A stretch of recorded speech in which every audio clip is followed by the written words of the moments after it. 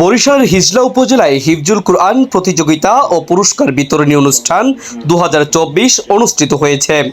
রোববার দিনব্যাপী কাউরিয়া বন্দর কেন্দ্রীয় মসজিদ এ হিফজুল কুরআন প্রতিযোগিতা ও পুরস্কার বিতরণী অনুষ্ঠান 2024 অনুষ্ঠিত হয়েছে। হিফজুল কুরআন ফাউন্ডেশন হিজলা উপজেলা শাখা কর্তৃক আয়োজিত অনুষ্ঠানে প্রধান অতিথি হিসেবে উপস্থিত ছিলেন উপজেলা নির্বাহী অফিসার মোহাম্মদ জাহাঙ্গীর হোসেন।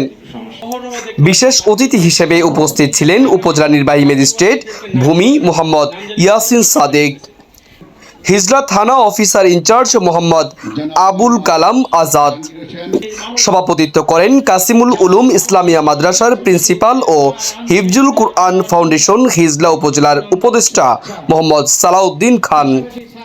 আরও উপস্থিত ছিলেন কাউরিয়া বাজার কেন্দ্রীয় জামে মসজিদের ইমাম হাফেজ মাওলানা মুফতি কামরুল ইসলাম কারিমপুরি, হাফেজ আহমদুল্লাহ সহ স্থানীয় গণ্যমান্য ব্যক্তিবর্গ ও বিভিন্ন আলেম উলামাগণ।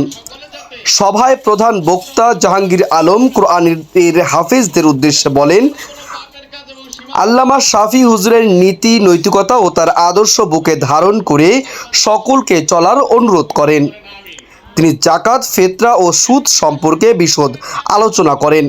পরে বিভিন্ন ক্যাটাগরির 129 জন কোরআনে হাফেজ ছাত্রদের মধ্যে পুরস্কার বিতরণ করেন।